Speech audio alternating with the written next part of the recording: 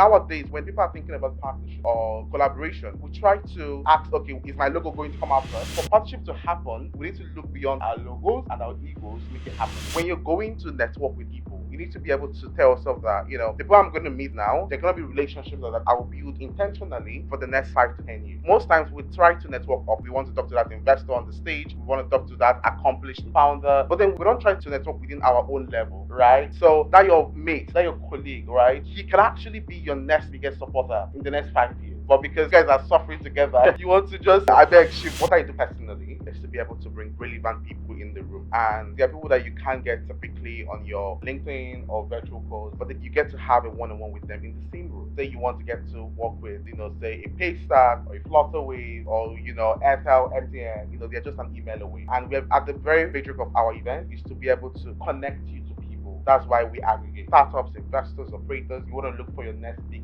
investment. Talk to people. We try to set a goal for networking. We try to say, okay, if I'm talking to you, I need it. You must be that investor I'm looking out for. You must be that partner I need. We must make it happen. So they try to make it a means to an end instead of a relationship. When you network, be able to retain those relationships and intentionally nurture those relationships. Say for instance, over where I was like a few hours ago, and I tried something. So I was trying to order food. I was shocked that there was no delivery app. I said, okay, let me call this restaurant, and guess what? I called 11 supermarkets. None of them picked up. 5 supermarkets and 5 restaurants. Not one picked up the phone.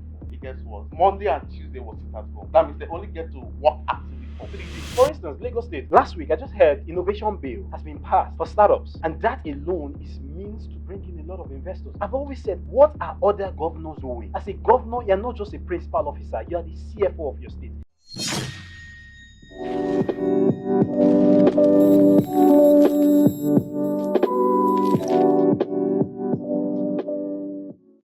All right, very much welcome to the Frankly Business Podcast. This time around, ladies and gentlemen, I'm on my system because the guests who we have on this episode are heavyweights. I love to put it that way. But beyond that, I always ruminate on what the objective of the Frankly Business Podcast is. Sometimes I pick up my phone and I give Kelechi a call. You sure know Kelechi is the co-host of the Frankly Business Podcast and also the producer. We put in a lot of work behind every episode. So sometimes we just have conversations. What is really the objective of this podcast? Making business education much more accessible to the global south, to Africans. Because there's a science behind any Fortune 500 company. It's not just funding. It's not just the best product. There's a science to success. And that's what we demystify on the Frankly Business Podcast. And we are here again for another episode. Now, you go to top business schools. Let's say you go to Harvard Business School, you go to Stanford Business School, you go to INSEAD. INSEAD is in Netherlands. Yeah, I guess so. You go to some of all the top business schools. Trust me, the guys who end up lecturing you are not the professors of businesses. Because one of our episodes, we had a guest who came and said that he went to do an MBA, and the professor who inducted him said he has not registered a business in his entire life, let alone run a business. And so what you end up seeing in those business schools are industry leaders. So the Elumelu, which is one of the foremost industrialists in Africa, he went to, one of his posts went viral, and he said that it was his 20th year of his MBA, and this time around, he's not coming in as a student, but he's coming in as a lecturer in Harvard Business School. Now, he's coming to teach students what it takes to build a solid financial conglomerate in the heart of Africa, withstanding the storm, the challenges. Now, that is what it takes for you to go to some of all those business schools. And right now, what we're doing is that we're bringing these business schools to your screens, to YouTube, to different platforms, where you get access to these founders, people who have been there and they've done that. They might not be popular. As a matter of fact, we're not interested in bringing some of all those popular names. There's so many industrialists or entrepreneurs who are not popular, but perhaps you make use of their product every day. You make use of their services every day. You walk past them in the streets and in different malls, and you don't know that they've been responsible for the Fortune 500 companies that you patronize every blessed day. Kelechi, I love your white native. Thank you. You smell money. I am money. You prideful your belly. I, I I'm love owning it. it. I am money. Yeah. But just to shed more light on what you said, Yeah. this is a joke. Nobody does an intro like you. Are you kidding me, guys? Like your energy. I mean, it's help you, man. You said the bar too high, and I'm like, oh my, this guy. Take it easy. But moving on though, Yeah. I was talking to a friend this morning at the gym, and I said something. I said traditional TV is dying, Hmm. and Please, 2025, can you reduce your volume because I have one of my managers listening right now. You're saying traditional TV is dying. Yeah, 2025, 2026, 2027, we see less attention on traditional TV and more on YouTube. I'm trying to make a point because YouTube brought democracy. When you wake up in the morning, you on traditional TV, you see what they are going to show you for the day. But YouTube give you a sense of choice of the content you want to consume. True. So why I'm making this point is that when you see our thumbnail and you see our tag, click and watch and watch because you look at the comment section, it helps change mindset, and True. that's the beauty of it. I feel proud. Speaking of media, last week this is the month of October. So sometime in October, I saw a particular lady. She's one of the biggest broadcasters from India, Palki Sharma. She was saying something about media, how the media in the West has literally made Africa lose nothing less than 4.5. Is it 2 billion. $4.5 billion? Are you serious? Yes, has made Africa lose nothing less than $4.5 billion because of the narrative that stories are being told. You see them propagating the poor Africa, the Africa without water, Africa without this. Oh yes, come help Africa. All this narrative is what you end up seeing in the media, especially in the West. And right now, we need to start shaping our own narratives. We need to start telling the success stories. We have people who are doing great stuff in Africa. Uh, Imagine thinking that there's no internet in Africa. You know, some people in the West actually have the mindset because of the stories they are being told. And so we need to start owning our own narrative and telling our stories. Yeah, that's why our guest is important. Oh my goodness. So on this episode of the Frankly Business Podcast, ladies and gentlemen, you see me with my system because this time around I don't want to blow up. I don't want I want to take it one step at a time. Explain who he is for you to understand the heavyweight we have on this episode of the Frankly Business Podcast. We have the founder and the chief executive officer at Spark Africa, and Inameka Clinton is the CEO and the founder of Spark, also known as Spark Africa, the foremost startup and talent aggregator and global event organizers. He's renowned for hosting two Africa's top tech gatherings. As a matter of fact, when you hear the word top, especially alongside gatherings, we're not joking. I've gone to his conferences and his events. It's called the African Startup Festival. And it was like it was Burna Boy that was performing. I was saying that how can we have a tech event this massive that the entire landmark was filled to the brim? We had people waiting outside, founders in their hundreds. I'm like, this needs to be studied. They always say when you want to know an African, or when you don't want an African to read something, put a book on the table. But he shifted that narrative. Africans are now interested in knowledge. They're interested in what it takes to build a company from point A to point B. And he is shaping that narrative. I want to say a very big thank you. Anyways, the African Startup Festival and Africa Technology Expo. Now, this event attracts thousands and thousands of investors, founders, and tech talent. So if you want to get access to investors, want to get access to tech talent, you just might want to perhaps go to some of all these tech festivals, especially the African Startup Festival. We have no other person but Inameka Clinton on the Frankly Business Podcast. You're very much welcome, Inameka Clinton. Thank you, Frank. I mean, if you put it that way, it makes me want to hide under the table. So yeah, really, thank you for hosting me, Frank. So on the average, you host nothing less than 5,000 attendees in some of all these conferences, some of all these tech events, and we see founders in their hundreds. Sometimes we're always being told, wrap up, wrap up, wrap up, because the next speaker is coming. It's like a blockbuster festival being done by Burna Boy, by Whiskey, by Davido, but this time around it's tech. Correct. How have you been able to do this? It takes. Just tell us the science behind all this. Interesting question. So I think that the very foundation of it all is the fact that these events are not like your typical events. They are like they are events which with a very specific goal, right? So for before we step out to do any event, we want to ask ourselves, what would this actually achieve, right? And how do we kind of make it different from any of those events that you will find mainstream out there? And I mean, these events are possible because of the many. First of all, the team at Spark, they are excellent people, and then also the partners we get to work with, the ecosystem players we get to work with. So I think that these are really the people who make it possible. So my question, I've been meaning to ask this since Yeah, I saw you. tell me. Why you call the deal maker? Interesting. So I think it's simple. So the what I do personally is to be able to bring relevant people in the room. Okay, in the same room, and being able. So there are people that you can't get typically on LinkedIn or through on virtual calls, but you get to have a one-on-one with them in the same room. So and being there, we get to catalyze those conversations and initiate them. So, say you want to get to work with, say a Paystack or a Flutterwave or Airtel, MTN, they're just an email away.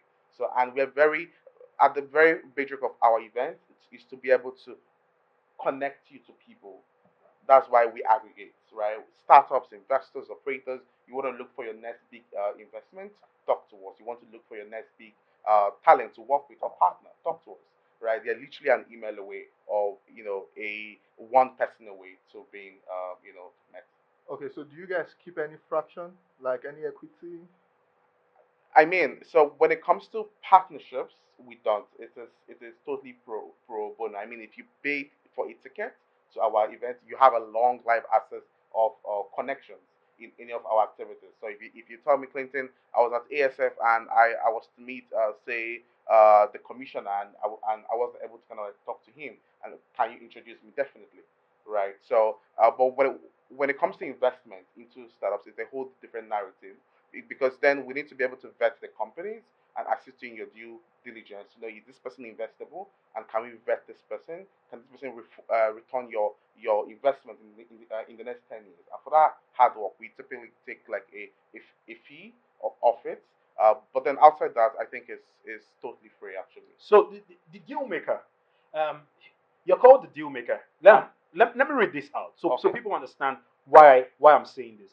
Now, the African Startup Festival brings about over 4,500 attendees, 2,300 startups, representing 15 plus countries.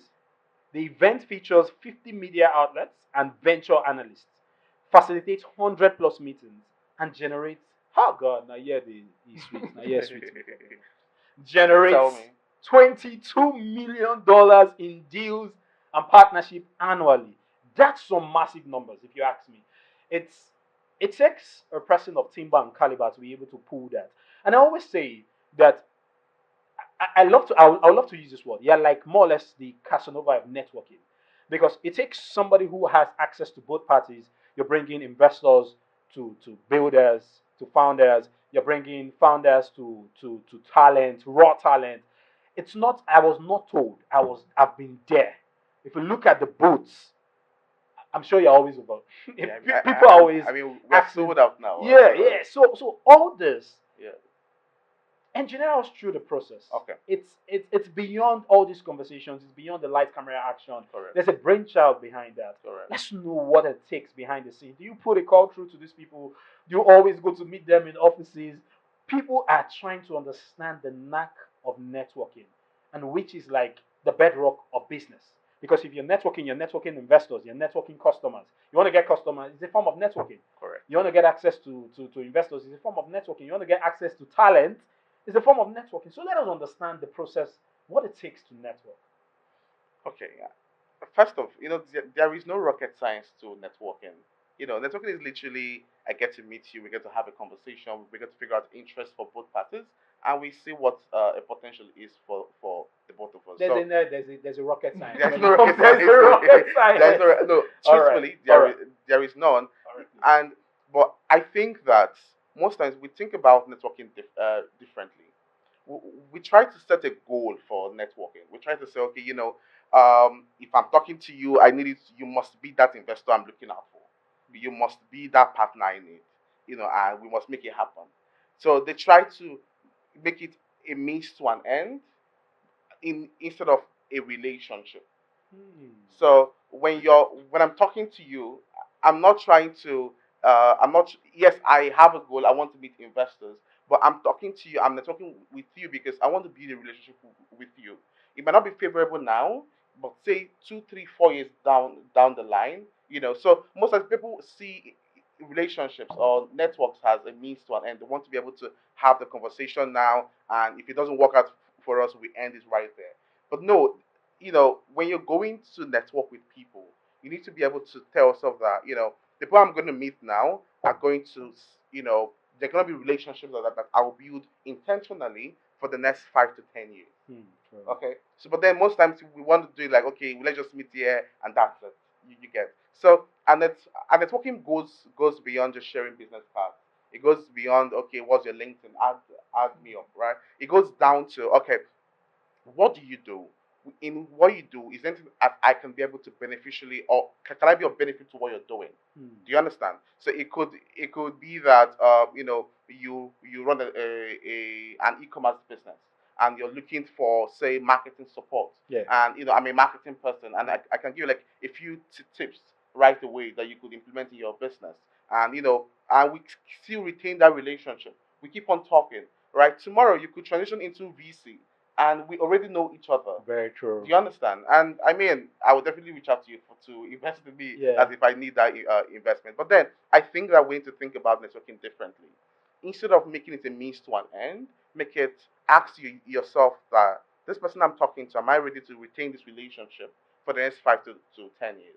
And also, most times we try to network up. We try to say, okay, let me meet my next big investor, my next biggest partner. I mean, this is outside clear sales goals. Most times when you come to events, you have a target. You want to be able to close 5 to 6, 7 leads on that day, right? Sure. Now I'm talking outside sales goals now. Yeah.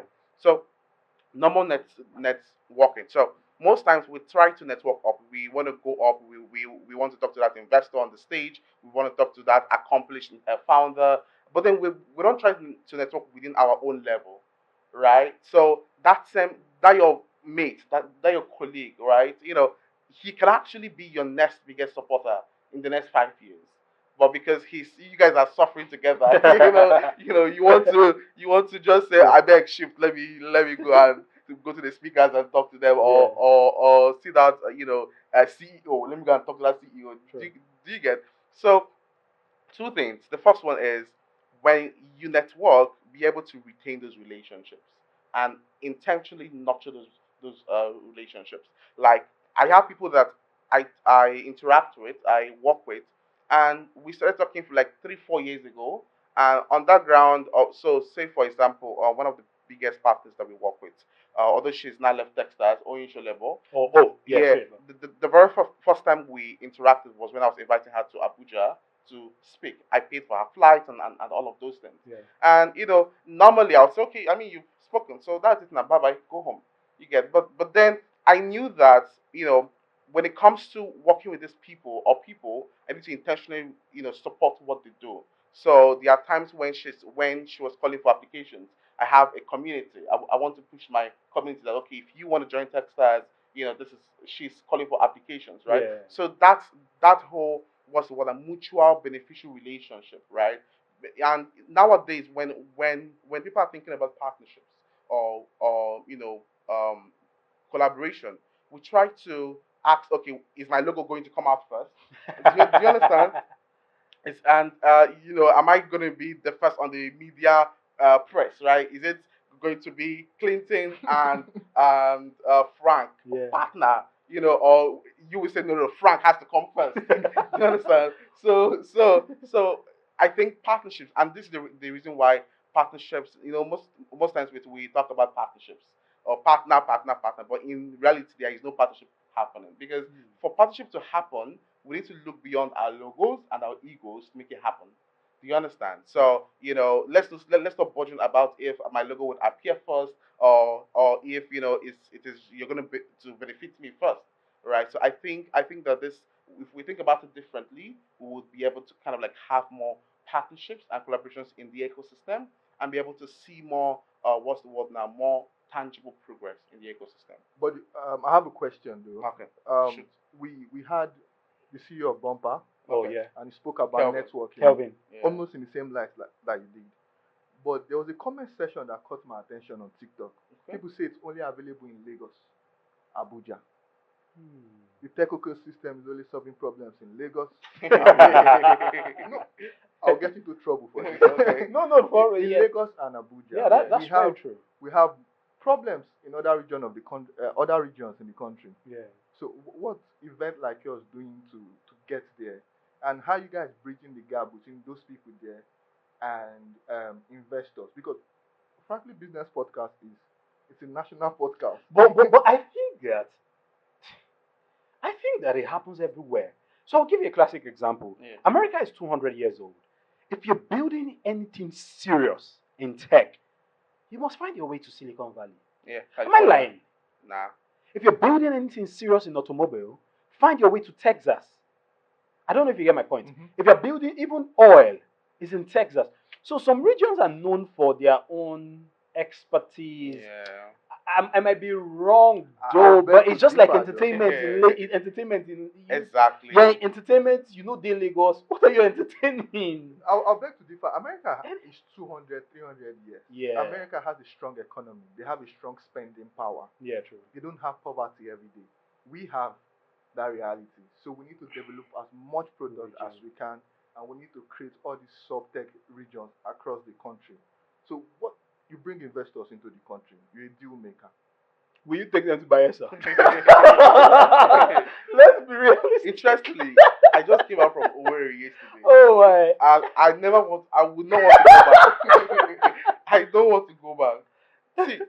See, yeah, I think that over time, Lagos has proven to be that platform of the other region that actively promotes, entrepreneurship. Now, I won't say so for ease of doing business though, but entrepreneurship, I mean, so take for instance, Owerri, where I was like a few hours ago, and I tried something. So I was trying to order food, okay, and I was shocked that there was no, delivery app.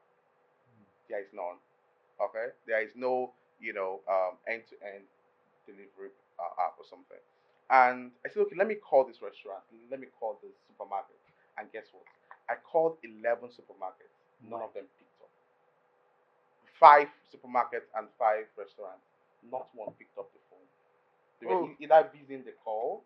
Now, if you want to talk about bringing tech to these regions, we need to go back to the fundamentals. Do you understand? None of them not picked up. I was shocked, man. Go and build tech infrastructure for those ones. It gets worse. Yeah. Monday and Tuesday was sit at home. That means they only get to work actively for 3 days. I mean, don't tell me to bring tech. And you're an investor hearing that you want to go build. So I think that it's from macro level. There's a lot of work that needs to be done in other regions. For instance, Lagos State. Last week I just heard innovation bill has been passed for startups. And that alone is means to bring in a lot of investors. I've always said, what are other governors doing? As a governor, you're not just a principal officer, you are the CFO of your state. You are the chief financial officer of that state. Correct. You should be responsible for bringing in investors. But you know what our governors are doing? Politics. All states should be self-sufficient. Anyways, we have a business podcast. You go and political podcast. You could go reach out to them. I know one. I know one done by Pressure saying, go and beat her. She will be the one to school you about politics. This is business. Correct. But then, it's pathetic. Kelechi, you're from Owerri State. What do you have to say? That's why You're from Imo State. Sorry. when you were laughing, In my my head- head, to your heart. in my head, I'm like, You're like, damn, man. this guy. Nobody 5,000 picked. liter. Yeah. So imagine now ordering. You can imagine. They didn't pick phone call that is much more urgent than message popping in. So would you blame entrepreneurs for not going? Well, Where do we even start from? You know, the good thing is that because I went for an event. Yeah. The good thing is that the entrepreneurs there are they are not they are not lazy. Do you understand? Yeah. These are people who are passionate. They want to build things. They want to be able to get opportunities. But when there is no active interest in supporting people, the young people, when there's no intentional support for this region, for this generation, it's a problem. Because, say, you can't tell me to go launch or set up a business in a region where the big percentage of people that say 80% of or 70 percent of people there are young people, and there is no active support. Now this is not this goes beyond once in a while you go and share laptops and I call it okay we are building the Empowering. mega tech city and we want to launch support skill development and stuff. No. It goes down to the policies. It goes down to the incentives that you offer for people to do business in your region.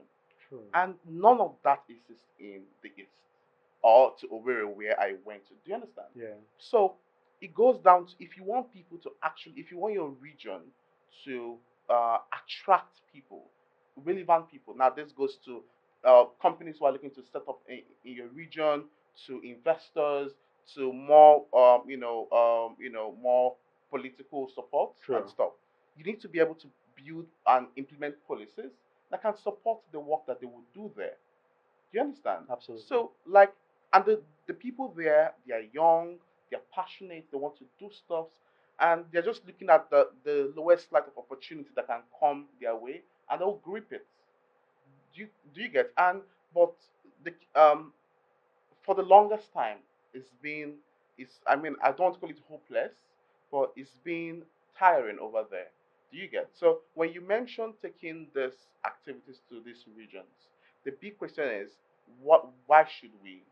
What is interesting, what's attractive about that region? I mean Enugu State is doing an amazing work so far. Yeah. I even had a meeting with the lead of SMEs yesterday, and he was sharing with me like the many things that they're doing, and it's amazing.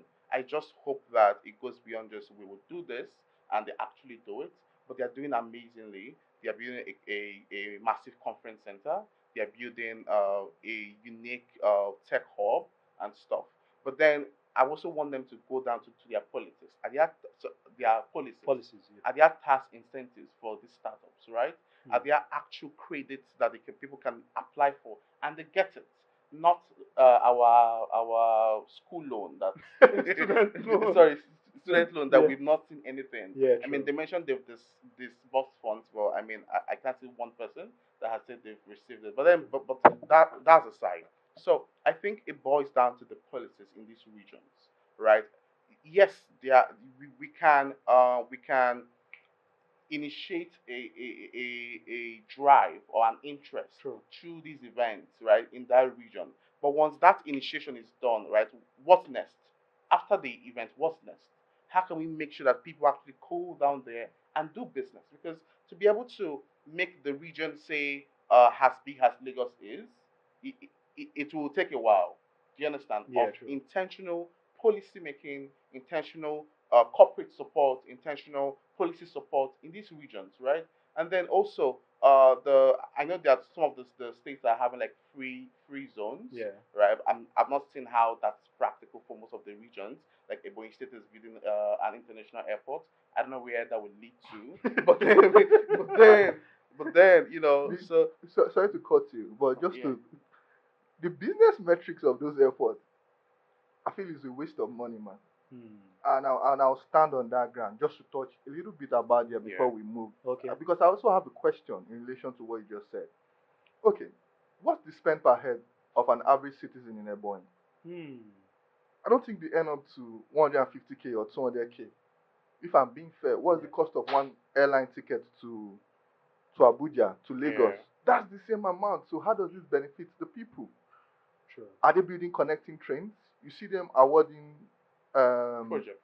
project on airports. 8 years, nothing will come outside. 10 years. I mean, it is even.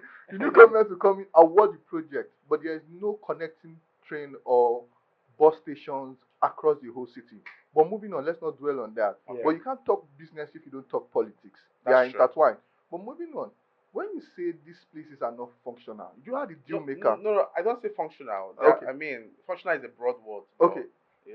When you say like they are not living up to expectations like Lagos, Yeah. you are the deal maker. You can pick up your phone and say, okay, I'm seeing a gap in Imo State. I'm seeing a gap in Owerri. Come, you come. What do we do? Let me get somebody from the government. You see, the difference there is that I'm not paid to.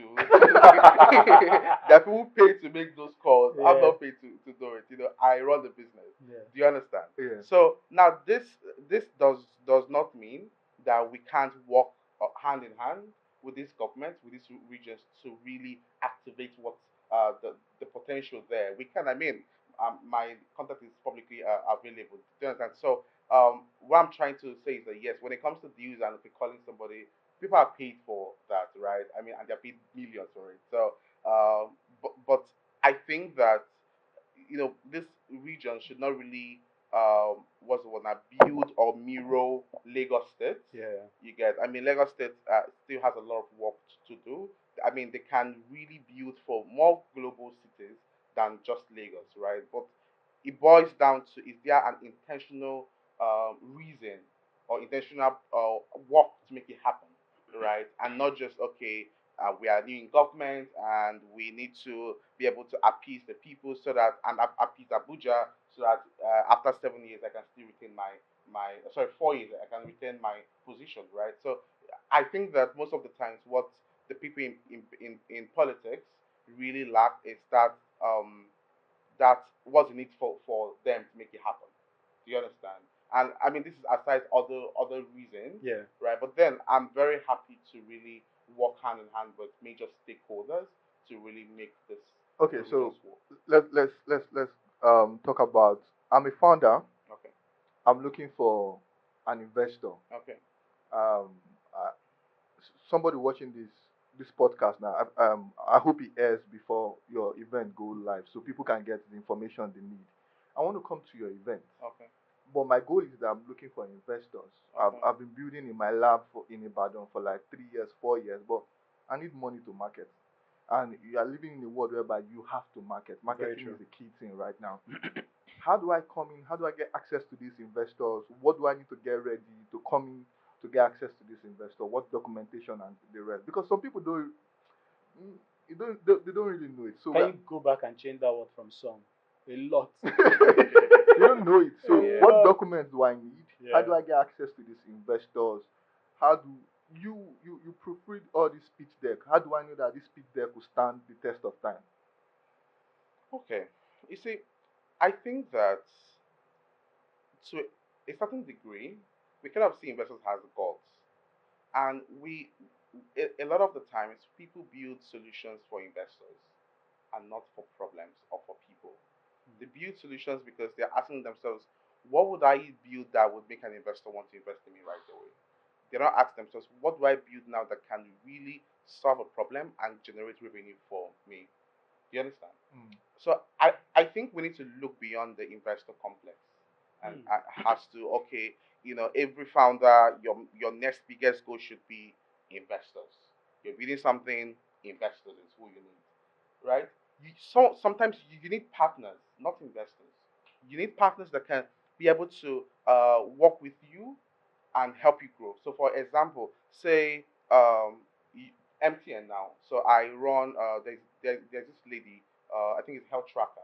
Oh And yeah, health tracker. yeah. So she What's runs her a name? business. Ife Ifedare. Dare. That was Yeah. who what's his name? Tunji.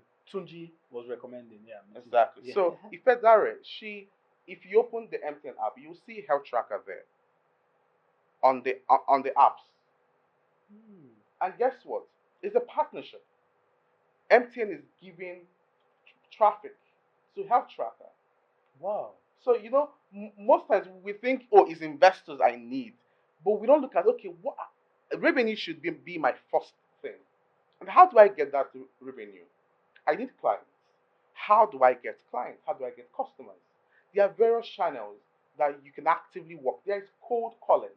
Mm.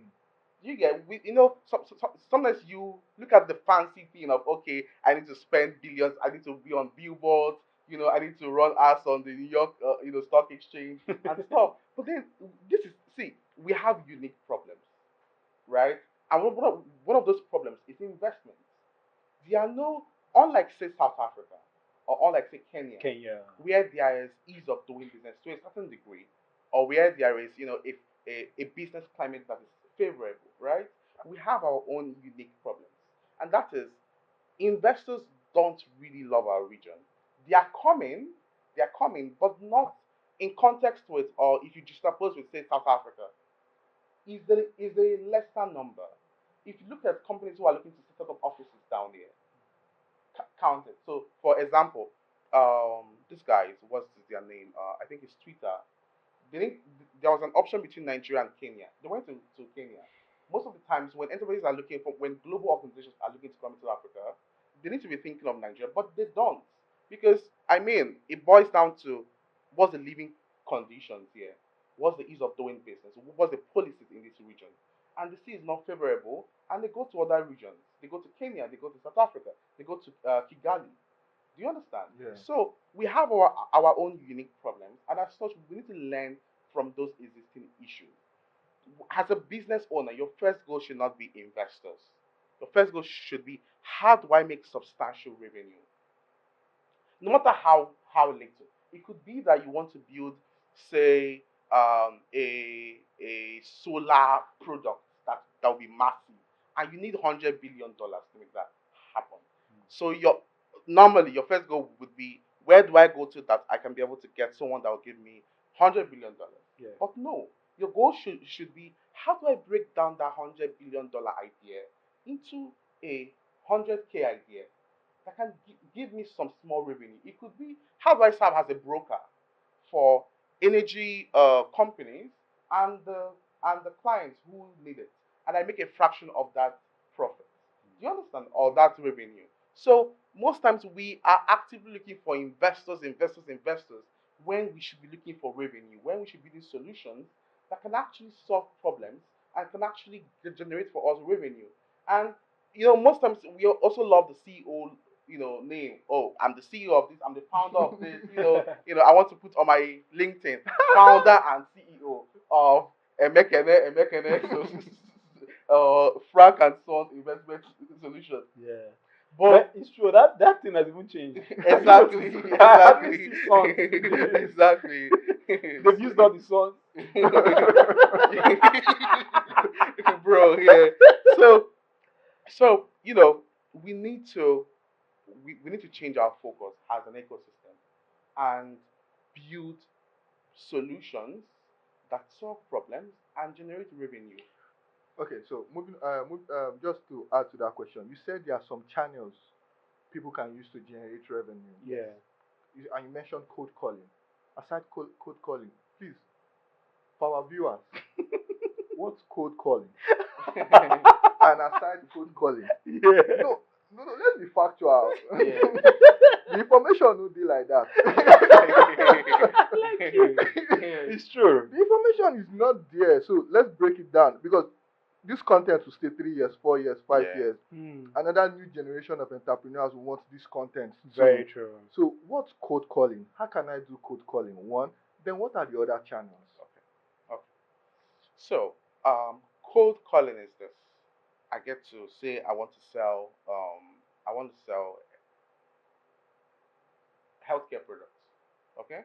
And I don't know any person, right, to call or to sell it to. Mhm. And I say, okay, how about I see how to get, like, maybe I search Google, and I get like 1,000 or 500 numbers or emails, and I call every one of them and say, hey, see, I do this. I want you to buy this. That is cold calling. Call people who you don't have a relationship with to buy from you. And you see, doing business is hard work. Doing business is beyond the shiny names and CEO and stuff. It's hard work. And hard work means going down to the very fundamentals. Even us at Spark, we push cold emails to people and say, hey, we see that your value aligns with ours. We want us to be partners, even though that only accounts for say um 5% of our revenue. Yeah. But then we do it because it keeps you, it forms that first time relationship. You might not work with us now, but you see our emails and you come across us somewhere. Then maybe in 2 years' time, you get to do business with us. So I think we need to go back to the fundamentals of doing business, and that's sales. Cold call people. Look for numbers. Call them. Now there's an art of cold calling though. It's not just any random number you call them. You get to look at if they are a potential customer that can do business with you, right? So it could be down to their profile. Maybe they've bought something like this before, and there are various ways to go about this. It could be going to their Instagram, their LinkedIn, reaching out to them on LinkedIn. Cold. Do you understand? They don't know you, but and then you don't just email someone, come and buy from me, come buy my microphone. I sell for 1 million naira. Buy it now or don't. Do you understand? There's an art of code calling, right? Which is understanding if this person would want to work with you, and the copy you work with, right? How do you word your copy, right? Because I mean, for us at Slack, we are very big on marketing, and so we take everything serious down to the copy. It's not the typical long ass letter that's like 10 paragraphs and say at the end you will put best regards, looking forward to working with you. No, you need to be intentional. Sometimes we email people just a 5 sentence or a 5 line sentence of we want to work with you, and sometimes it converts. So you need to be very strategic about your marketing, right? About yourself. Yeah. So that's about cold calling. There's also cold emailing, just emailing people and randomly. I know people who we are able to raise funds because they emailed investors out of the blues, and and it happened. So say they emailed like 100 people and just two responded, or 10 responded, and just one out of that 10 converted. Mm-hmm. So in sales, in cold calling, there's a rule, and the rule is out of every 100,000, or to get 10 people, you need to reach out to about 10,000 people. Hmm. And then this also boils down to what you're selling too. If it's pricey, there's a lot of rules and stuff there. But don't bother about the rules first. Just start something. Do you understand? Mm-hmm. So if you want 10 people, Yeah. reach out to 10,000, and the number keeps on going. You want 100,000. You want 150. You get Yeah, I it. So get the it math. keeps on it keeps on going. So I think that that's one channel people should look out for. The other part is partnerships. So you can enter mutually beneficial partnerships that can be favorable to you. So it could be that you understand. First of all, before you go about partnerships, you want to understand your strengths. What do I have? What can I? If I look at myself, I evaluate my business. What can I say? These are my strengths and these are my weaknesses. So I know my strengths are number one. It could be that you have a solid product. It could be that you have a great customer service. It could be that you have a great team. And then your weaknesses could be that I don't have clients, or I get maybe fewer clients than my competitors, right? And so when I'm going into partnerships, nothing is out of the box. So I could meet you and say, see, I have a great customer service. You have traffic. How about I get my people to serve as a customer service point of view, so that people call us directly for you, and you send traffic our way. But before I get into that relationship, I need to be sure that your traffic is quality traffic that I need, not just any random traffic, because I can't be able to spend on my team on customer service because I will be paying them, and it doesn't match up with the value I would receive from you. So you need to analyze all of those things, right? So partnerships are a great way of getting leads, getting deals. Do you understand? Mm-hmm. That I think that a lot of people don't look at that, and or maybe if they look at it, they are curious about, okay, you're giving me, what you're giving me is bigger, and mine is smaller, that kind of thing. So you need to equate it, and you need to also know when to just say yes, and also when to say no. Do you understand? Yeah, I So Yeah. get it. these are really like cost effective ways Yeah. you can go about like first hand marketing. You're a marketing guy, And because of that, let's talk about the future of marketing. It looks like the future is shifting away from billboards, your regular marketing, and it's now becoming community based. And you're very big on community. Look at your African Startup Festival community, the community you have, massive numbers. And it's something that a lot of entrepreneurs need to understand. Because right now, it looks like what happens in the marketplace right now, sir, is that you need to build your community first. Yeah. When you build your community, you build a product for that community so that it's swift, it's easy. It's just plug and play. Your sales, rather than having to build a product, then now start looking for a market for that product. But you already have a community, so you sell to that market. I'll give you a classic case study. I have so many founders who have done that. Money Africa, that's what she did. She started with sharing a lot of financial knowledge on social media. She built the Money Africa team. Next thing, ladder app came into the picture.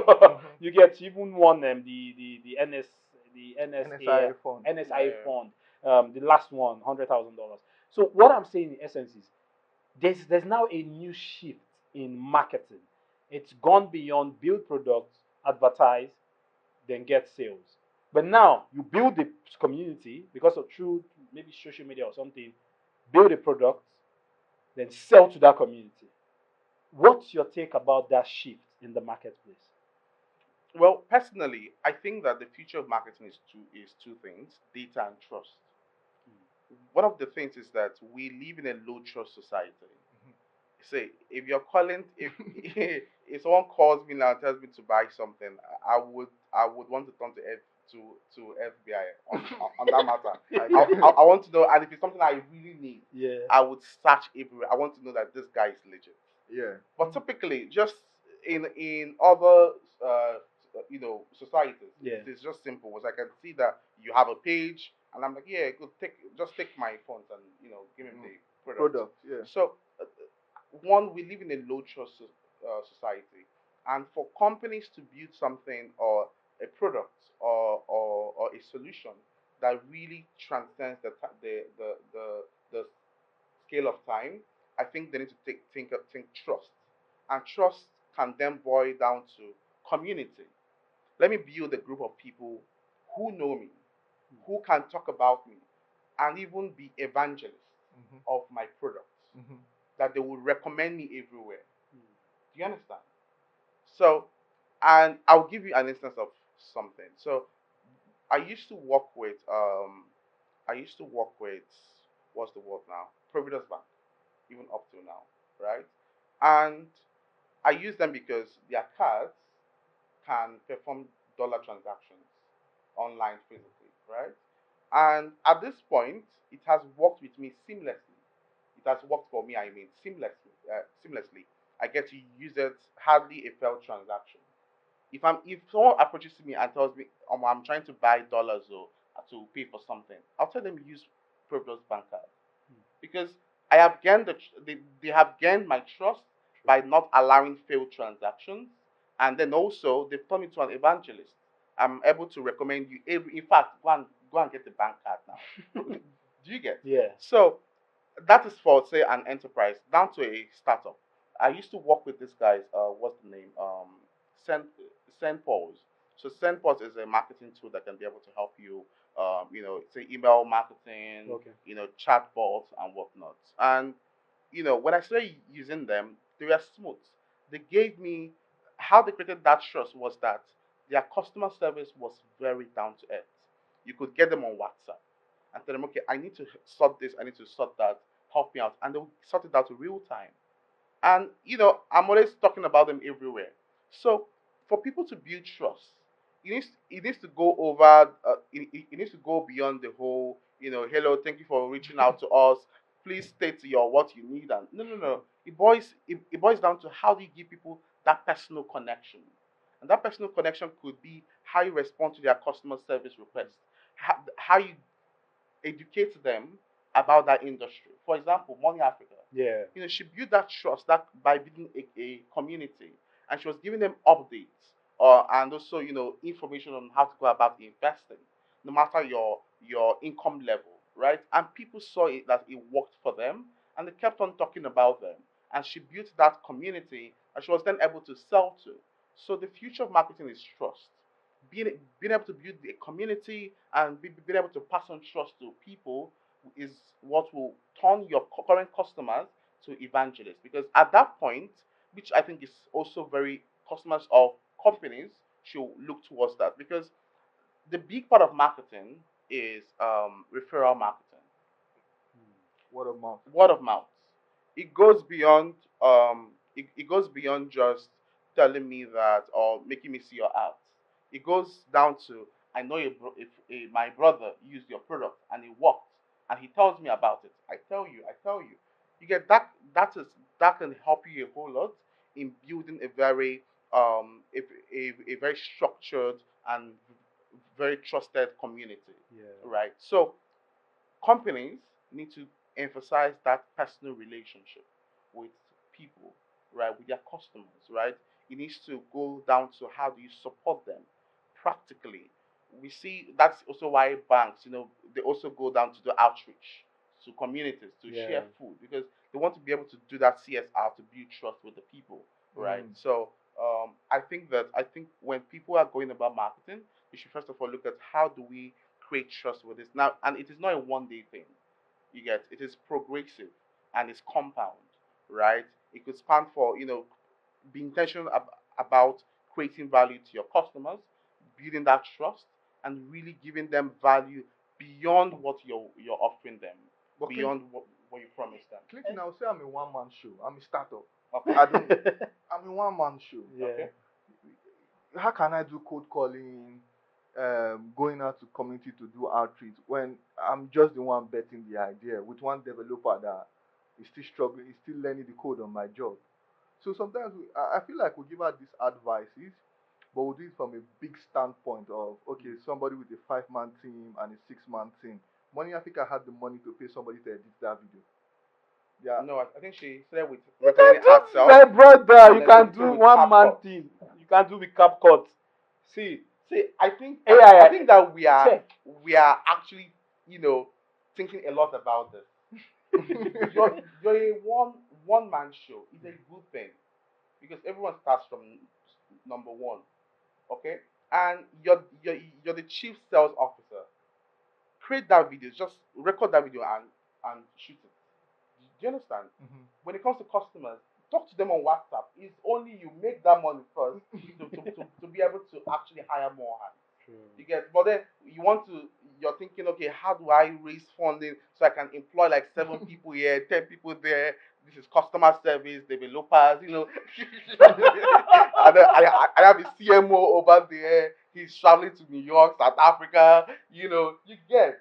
So we are all about that whole shiny stuff. Yeah. We need to go back to the fundamentals. You get, see, even when what I'm doing now, I started with like graphic designing. I'm serious. And I moved into web designing. I was designing websites. And to be able to get clients, let me tell you what I would do. So I would in the morning I would put my laptop in my bag. Those days if you pour ever water, if you have ever water and you carry it, they will see you as classy somebody. You get. So I would pour tap water inside ever water can, and I would go to people in the hotels and say, see, do you know that if you have a website, you can get more customers, like walking to them. Do you understand? So I think that we need to start taking that push, that that step. Hustle. You get, like the hustle. We need to do it, and then also say, which is very important, is we need to stop building before we venture to build things. Let us look at the feasibility of that thing. Will it make me money? Will I get customers? Now, not will it make me money from investors? No. From, are there going to, is there any active customer that would buy this product? How is the market like? Has there been any previous person that has played in this sector and shut down? Why did they shut down? What can I do differently? Before we now go about building, wasting or spending money to build that solution, let us do that research and know, is this going to be feasible? Because I think that when we go down to the feasibility of each product we are deploying, we will then know if this is something that would work. and we would see more companies. We will see a downfall in failing startups. Do you understand? Because I think that to a great degree, we are having copycats, Hmm. right? You see that most of the new generation startups that we're seeing are doing the same thing that the older ones did. They're not learning from them. They're doing the same thing, and they're also not having it easy. I mean, not that building is easy though, but then they're building the same thing. They're not learning. They're not researching to know if this is something that would really be viable. What are the same things? For example, fintech. Mm-hmm. So we are seeing that we're seeing that there are people building solutions which are like copycats of what already exists. Now this does not mean now there's also a reason why people do that. It is mostly because of when you're building a venture backable company, you need to be able to build something that people can invest in and be able to exit from. And most of the ways people do that is that they look at what have people invested in previously, and they try to do something the same thing, but maybe apply different tactics, maybe customer service, maybe how you go about the countries you accept money from. Do you understand? So there's a reason for that. So, but then what I'm trying to say to the very core of it is that before you venture into something, before you step out and say, I want to do this thing, do your homework and ask yourself, is this going to be a sector that is viable? Right? Is this going to be a product that would make money? Right? And also, you might want to start on a very low scale and say, okay, will there be active interest from people to use these products? Do you understand? So I think people should start doing that. Let's talk about the funding landscape. Okay. There are lots of conversations, there are lots of issues, especially the startup ecosystem. You're like I want to say the center of the ecosystem because like you aggregate all of them, and but then there are lots of issues. Fraud is a part of it. Co-founders conflict resulting to loss of funds, investors' funds. All this has put us in a bad light, especially in the investment landscape. Now, I heard that the due diligence form that is being filled in Nigeria is different from what is being filled in other African countries. The due diligence form in Africa is different from what is being filled in the West, in Europe, in Asia. And ours is much more stringent. They can tell you to bring your grandmother, your great grandmother certificate, bring a friend. Like, obviously, I'm speaking hypothetically, but you get the context of what I'm saying. It's becoming so tough, and it's because of the antecedents of fraudulent cases, investors, founders paying themselves as high as $100,000. We had the case of Mara. It was a crypto startup. Ran down the drain after raising more than $10 million. 16. 16. 16 to 22 million. Can you imagine how you cannot fail if you raise $22 million? What did make you fail? So all these things are issues. Look at the story. Kelvin came here and he cleared the air regarding what happened in is it favor? You know favor, Payday. yeah, payday exactly. And there are issues around founders, funds that are being raised, and now that's when you remember you want to throw do a burial in Oba. I like Cubana. I like that choice of. You get so if you it's investors' funds. Yeah. You said it. Focus on customers' money, not on investors. Investors' money should be used to build the asset that will generate more money, not the money that you spend on Yeah. frivolities, on liabilities. Let's have it. How do you guys settle this when people are sitting on the round table? Do you talk to founders? Do you tell them how far? What do you do no good? It's a reason now. You see, yeah, Yeah. I think that these issues that we're seeing, Yeah. it's also peculiar to other ecosystems. It's not like ours is worse, to be honest. Narrative. I think that is the narrative behind it. You see, for example, in the US, do you know you can't even compare these two ecosystems. You see people raise funds and they shut down quickly. For example, this Humane AI. Oh yeah. I mean, have you seen them recently? Do you understand? So I think that companies failing, startups failing after being invested in, is normal, okay? It's but then I think the issue here is this. Number one is the rate at which they are failing is a problem because a lot of things could account for a company failing, right? And one of those things could be internal conflicts, corporate governance, Yeah. right? But then that I mean it will be odd that we don't see companies fail in this region, because guess what? If there is no failure, people will not learn. Do you understand? So I think that the failures that are happening is important, but we need to learn from those failures, and it boils down to is your structure right from when you start. Are you building to last? Are you building because you just want to make money in a very short time and go and gyrate and stuff? You get. And I think that there needs to be more conversations around corporate governance, around learning from failures too, right? Corporate governance. People just feel it's, it's a phrase in the ecosystem. Some people don't understand what it means. And it's valid because once you're starting to build something, Yeah. I'm sure your first goal would not be, how do I create a board? In fact, that shouldn't be your goal, first Sure. of all. Sure. It should be, how do I get a product that will bring in revenue, Sure. right? But then as you keep on growing, there's a need to have a board structure. There's a need to kind of talk about corporate governance. Number one is, what's your relationship with your co-founder? Is there like an already established relationship? Not just, okay, we are friends, let's dive into it and we'll figure it out later. No, figure it out now, right? What what is your job in this company? You're going to be doing this and doing this and doing that. I will do this and do that. And this is the level of work we will be doing in this company.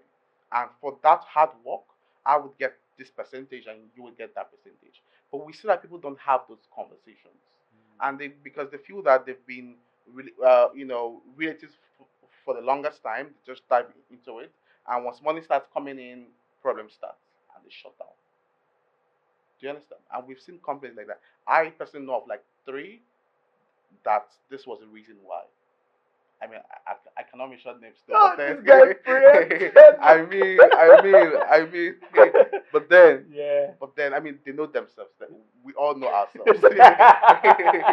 You get. But I think that corporate governance, something Yeah. people should at a certain stage, you need to start. You need to get a legal team that would proofread all your agreements, even in partnerships. That MOU, like, gets one to read it, and which is why we did something interesting. So in our previous events, we launched what's called Gamma program, and in that Gamma program, it was meant for startups, about 10 startups, and this was where we are going to get access to tangible resources, and one of those resources was 1 year full legal support for free. Wow. And that was big thanks to Wheeler. Oh yeah. I mean, we've yeah, had him. We've had him. exactly. Yeah. Yeah. So, but then because we felt that at a certain growth stage, we need to start getting legally involved in those partnerships, in those agreements. That person that wants to invest 2 million, right? And just I would say just take. Don't worry, just later. I am part of you. I am. Do you understand? Yeah. No, you're not part of me. Let us define what you're a part of right here. Do you understand? So we need to have those conversations, True. right? And also founders need to start getting acquainted with the traditional mode of doing business. Yes, with a new way, it's like, okay, it's all shiny, valuations here and there, and stuff. You're raising funds differently. But then when it comes to operations of a business, we need to go back traditionally. Do you understand? Has the agreements, right? Who is on my board? Who is my advisor in this business, right? And who is also more importantly, who is supporting the work that we do?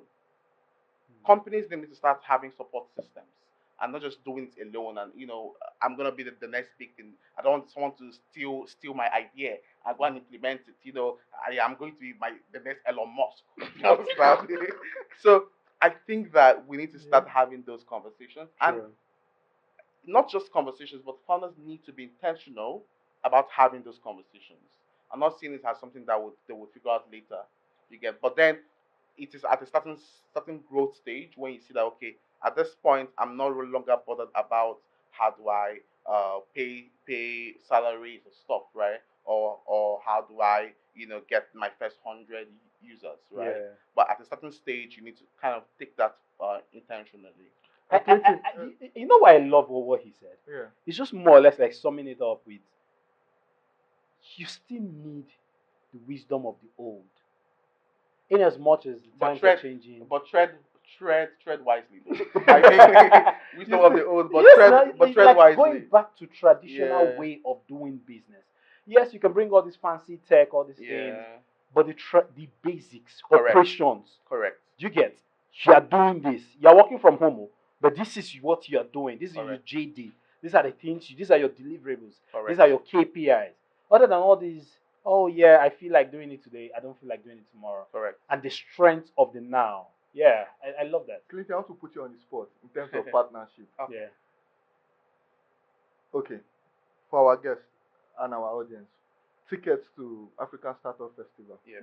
Yeah. We want to give out to our community. Okay. How do we partner on it? I mean, we are all about partnerships. Yeah. So yes, we can definitely work out something for the community.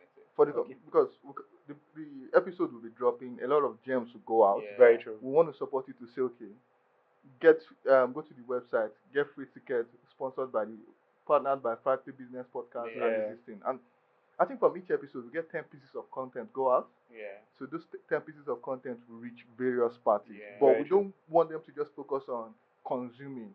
We want them to also put actions to it. Yeah. And okay, for startup founders, we need tickets and stuff Okay. like that. We can give you some free tickets. Yeah. Oh my, you've heard it on the Franklin Business Podcast. You heard from Clinton. Oh, I love that. I love that. I love that. People will get access to a couple of tickets. Let's also tell us about this season or this year's African Startup Festival. What it's all about, who they should look out for, what they should look out, where is it, when is it, all the details. Yeah. Okay. So ASF this year is Yeah. happening in November 16th at the Balmoral Convention Center, Oh. Federal Palace. And now this outside other events happening. So I think this year we are taking community intentionally, right? Yeah. We're very intentional about community, and so we are having like some major pre-event masterclasses that are compact, intimate, and really bespoke to these attendees. And started last month. There's one tomorrow for October. There are like 3 more before the main event, right? And at these events, we are having different activities happening. So first is mentor hours.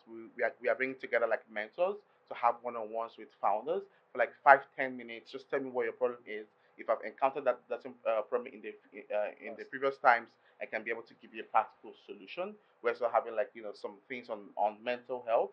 I think that whoever runs a business or builds a business in Nigeria, the person is something else. In fact, to be honest, I tell people never go into entrepreneurship. It's something. It is one of the most painstaking things you can ever do. So if you tell me now that Bill Gates wants to hire me and pay me certain amount, I would gladly leave. To be honest. Do you understand? Yeah, I mean, true. not like Bill Gates per se, but like Yeah. major companies. Like I would gladly go because it's tiring. True. Building something and seeing it work, because you could build something and it's trash, but making it work is something else, and keeping it working is another thing. And in a terrain like Nigeria, I mean, Even in working in Nigeria, in Nigeria, it's a big deal. it's a big deal. Government policies, yo. Like you could wake up tomorrow and there's a new regulation on your business, right? And you're out of business, and you have to make something work. You understand? So, say a big hats off to every person who is building or about to build something. I think that these are like the most. I think we need to have like a gathering and just come and hold hands to each other and say we're doing this, we're doing this, we're doing this, right? And it would work. with But few then bottles. it's, I mean, I mean, so and that's why we're also taking mental health and and unwind seriously. Yeah. At ASF, we have like some unwind activities. We have that's on the 15th, on the 16th, 9th. I mean, anyone who has a ticket can see it, and also on the program page on the website. So, but then we are taking community, we are taking mental health seriously this time around.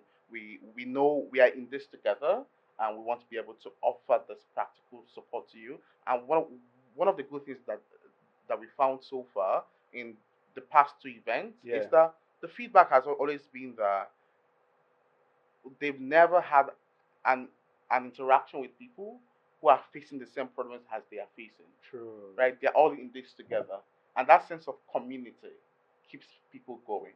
Right? And there is no other event that you come to and you see the same people who are facing the same issues and figuring it out together as ASF. You get so Yeah. we are very particular about who attends these events, their track record, who they are, and their contribution to these events. You get and a big hat off to the sponsors who work with us to make it happen. Yeah. I mean, being able to give money to say this, I am committing to this thing is a big one. Yeah. This year we have AWS, we have Brit, we have Press One, we have Uber, we have a few other major companies who are working together Yeah. to be able to make this event a success. Mess, Cloudflexo, and if a few others. So I think that these events are very important in the ecosystem because it gives you number one the platform Yeah. to be able to interact with other people who are battling with the same thing as you are battling, True. and you guys are going to figure it out together. Do you understand? Yeah. Number two is also it gives you that opportunity to interact with people who you cannot normally get on LinkedIn True. or on virtual calls, right? But you get to have a one-on-one with them, right? So I think that's the reason why events are necessary, right? And we are very open to working with people who can make this event more success in the region. Testimony time, blessing time. When I say testimony time, I mean this. Just share a few testimonies. Okay. Um, one that is groundbreaking. Maybe somebody came, met an investor, raised how much? Yeah. Share a few. Or Okay. perhaps met customers. Yeah. You have any Yeah. any that you have up the top of your mind, I'll share two. please? So the first one was in Abuja, Yeah. the tech expo that we had. So we had this lady. The event was spanned for 2 days. So we had this lady who came and her birthday was like 4 days away from that event. Yeah. And when she came to that event, she told herself that you see, I want to get a job from today to my birthday. True. And she came with flyers. And on those flyers was her CV. Her CV. Her Wow. CV. And she was sharing it around Yeah. everywhere. Yeah. Only for me to open the Twitter one time on her birthday, and I saw her saying, "Oh, I got the job on my birthday from the person I met at ATE." Wow. You understand? Yeah. So, but then she was intentional about these events, right? Which I think everyone who attends should be very intentional, right? And also, another person was this guy. I've forgotten his name now, but then he came for one of the mixers that we held. I think that was for ASF last year. We Yeah. had a mixer with Norskin. They are a growth stage investment fund Okay. in Sweden and in Lagos as well. So we had a mixer, and 2 months later, sorry, 2 days later, someone called me and told me that there was this guy he met, and they closed $1 billion deal. Sorry, a billion naira deal at that event. I mean, in fact, the feedback she was telling me was that she asked me, Clinton, is there no way you can make money off of these activities happening? I was like, yeah, we are working on it, small. Then she not told me she met this guy and at the mixer, and he closed a billion naira deal From AFS. from ASF. Yeah. That's how you can see you should be making money off of this thing. I'm like, yes, we are getting there, small. Do you understand? Yeah. So when it comes to these events, it's practical, right? Be practical about, who you want to meet and how you want to go about it. And when it comes to partnerships, right, really interact with people, right? right? Because not just investors, because most times we try to place investors as that God matrix that this is, if you're building something, they're the ones you should be looking out for. Do you understand? But no, those are people who have people's money that they're looking to invest in and make times 10 or 100 out of it, right? So down in this hole we are in, look at how to collaborate and partner together, right? And really just make ends meet actually. Kelechi, I have a seat though. I have a seat at the AFSO. I don't know where they sit down. All these deals that are being closed. What's happening? Love it, love it, love it, love it, love it. Thank you very much. Thank you very much. Thank you very much. Kelechi, what do you have to say to our community? I think they should keep watching. You can win something. You can win a 1 billion naira deal. I mean, you can't win it in your room. You understand? It's not a winning; it's an active thing, Yeah. right? So it's actually being out there, taking that step, right? Like I mentioned, stepping out there, right? Sales. Your first goal as a business owner, as a founder, True. is sales. Except you run a charity organization, but it's sell, right? And then at these events, actively close leads. We have meeting rooms. Use those meeting rooms, right? Interact with people, and you really just see the outcomes out of it, right? Thank you so much. Thank you, boss. It's the Frankly Business Podcast. You sure know we bring you value. When we say value, we double down on the value. And then when we double down on the value, we double down on the double down value. Because we bring you value. We're known for value. This is the Frankly Business Podcast. Thank you for watching this episode. I want to say a very big thank you to our guest, Clinton Inameka, who's the founder and CEO of Spark Africa. Thank you. Thank you. Thank you. You're like the social prefect Let's not go there. of the tech ecosystem. Let's not go there. Let's not go there. Oh my goodness. It's been a great time, ladies and gentlemen. Like, share, subscribe. And I promise you, at the end of this episode, you're going to love this video. So watch this particular video that you're seeing on your screen. You're also going to get insight from it. This has been an awesome time on the Frankly Business Podcast. I'll see you at the other side of another episode. Keep being productive. Watch, like, subscribe. Cheers.